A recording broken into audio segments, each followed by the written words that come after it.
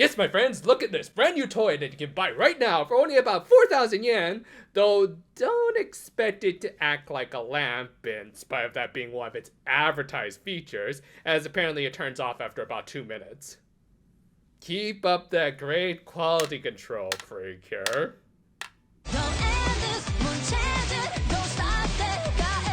Continuing directly from last week, the true hero of the show, Narcissus, deactivated his annoying creation, but didn't immediately attack the Precure. Instead, he first decided to give his new lunchbox a test run by capturing a sushi fairy to create a new type of Ubauzo by just using one item, a sushi mixing bowl. Yeah, a little weird that after all of the double Ubauzos, we're just back to the single variant, but whatever, proof is in the pudding, I guess. And yeah, not too surprisingly, it was pretty damn strong as it quickly incapacitated Ron and Kokone. However, he didn't come off nearly as strong as my boy, as finally, ever since Gento, we got a general who joined in on the fight and managed to take both Yui and the aforementioned former general. This was helped by the fact that his fight got arguably the better animation, which will be a thing in this episode, since Nishiki Itaoka was helming it. But anyway, Narcissus had rather soundly won the battle, and could have ended it all, but instead he released the fairy and called it a day.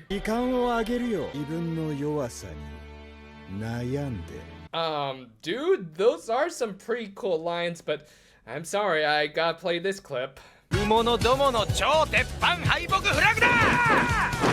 Like, seriously, even for a cartoonishly evil villain, this feels kind of forced. I get narratively wanting to give the Precure time to think up a new strategy, but if that were the case, then why even have this first battle? They could have just have regrouped at Yui's house after seeing Narcissus extract the Delicious Stone, and discussed their countermeasures from there, as they at least have an idea of how dangerous the stones can be, especially directly in his hands. Doing it this way, even for the sake of his sadism, not only feels superfluous, but also makes the smart boy look like an idiot, as spoilers, he's gonna lose badly because of this. Now I am leaving Earth for no reason!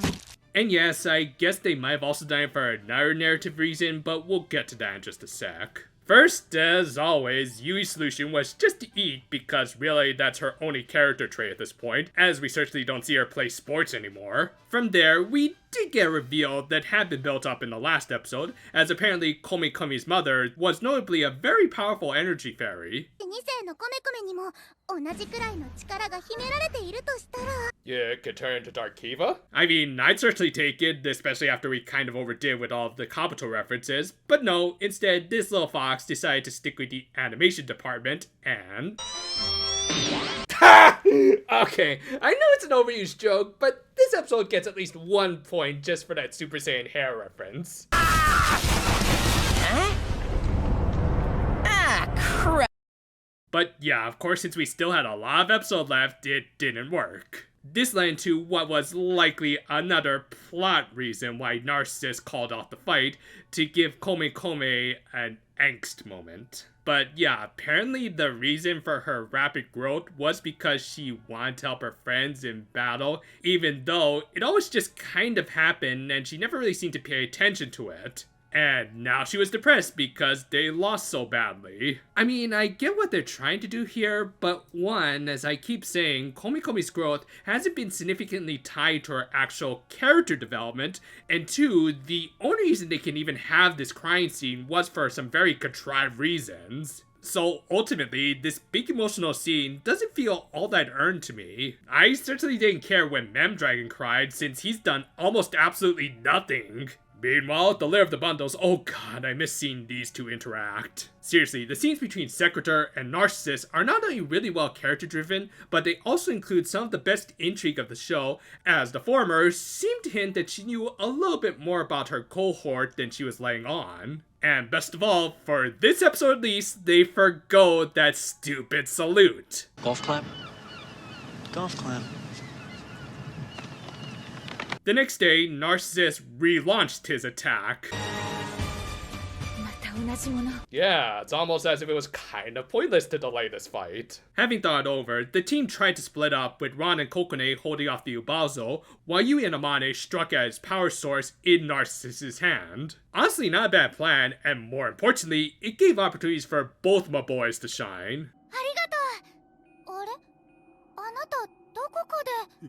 I swear to God, this better not lead to a Green Lantern reveal. How? Oh my god. Oh my god.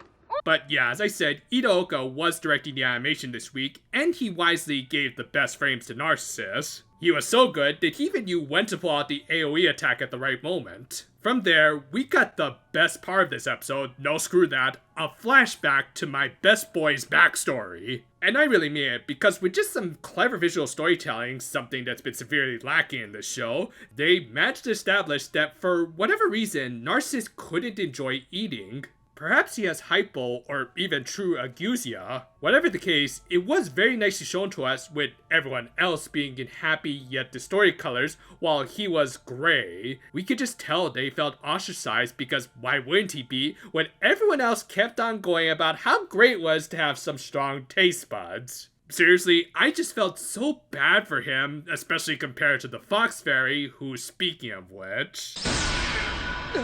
Boo! Leave my boy alone! But since they needed to build some cheap heat for this character, they had him almost crush Komi Komi, but no, I still feel more interested in my main boy as well as his side boys.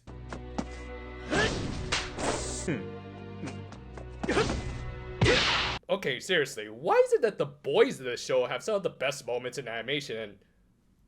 Oh yeah, I almost forgot. Yeah, I'll talk more about this during the closing thoughts, but I do really mean it when I say I'm just not really feeling Komi Komi's conflict here. Part of it was that it just didn't feel quite as nuanced as the conflicted villain in Narcissus. To me, there just hasn't been enough build up to this big emotional moment, especially when her partner has gotten even less development. Yeah, not too surprisingly, Yui gave the standard lead cure speech talking about how precious her fox friend was to her, which would feel more earned if she had spent at least the previous 4 episodes with her and had been an actual leader of this team. But sadly, she failed to do either of those items. おばあちゃん言ってた。人が歩むのは人の道、その道を開くのは天の道。 Well, anyway, after really glorifying the star of that little movie that's coming out next week, they unlocked their new poorly designed toy. Seriously, I hope they don't get too many returns because of it.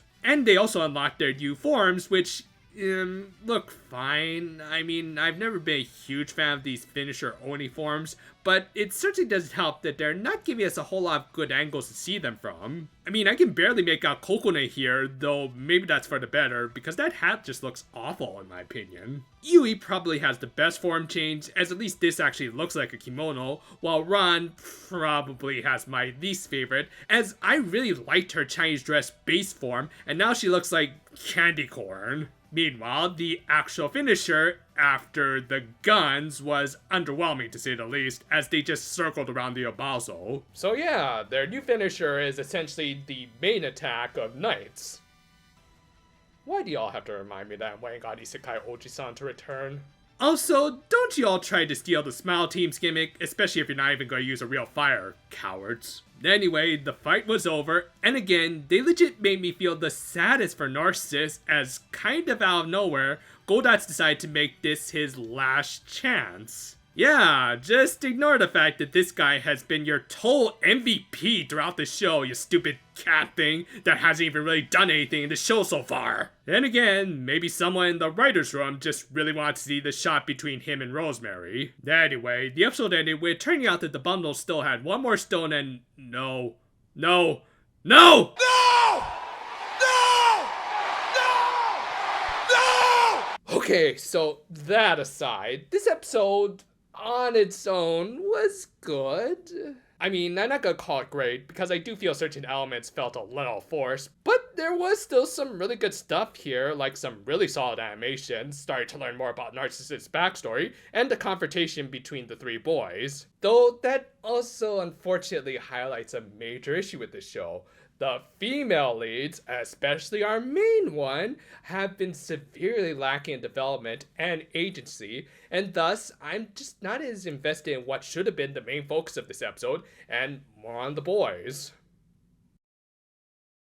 This week's episode was written by the show's head writer Sawako Hirabayashi, who, as I brought up in one of my first videos about the show, had worked on Kuroko's Basketball, most notably their light novel adaptations. As a result, back then I thought that she could do something interesting with the male characters of the show, like Takumi. Well, she certainly did, maybe a little too well, because as a result, she kind of neglected to flesh out the main characters of the show, especially Yui. Now, I'm not saying I hate her or her partner's characters, but rather that I'm just totally indifferent to them. And as a result, I unfortunately just couldn't really feel anything during these big, important emotional scenes. This isn't Nodoka and Rablin trying to deal with the stress of being partners, as neither have really struggled with fighting evil, or have made it a point that they're trying to get stronger, unless carboloing to the nth degree counts. Really, it just feels like this episode was going through the standard motions of the Precure power-up episode, which might have been the exact case. Yeah, this might sound like another one of my crazy conspiracy theories, but I do wonder if Hirabayashi had just put all of her focus on fleshing out the boys of the show, Rosemary, Takumi, and Narcissus,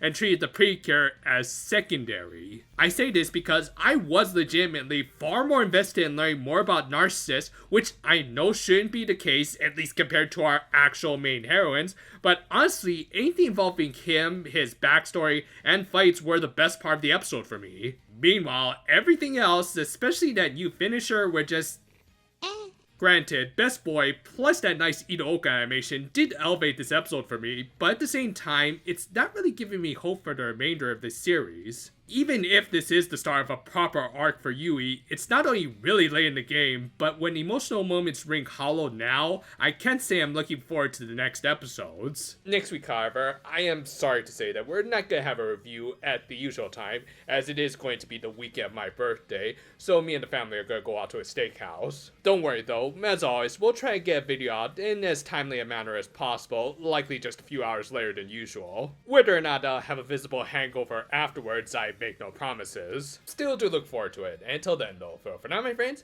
and if you'll excuse me, I'm actually going to put my wine glasses to good use unlike this show.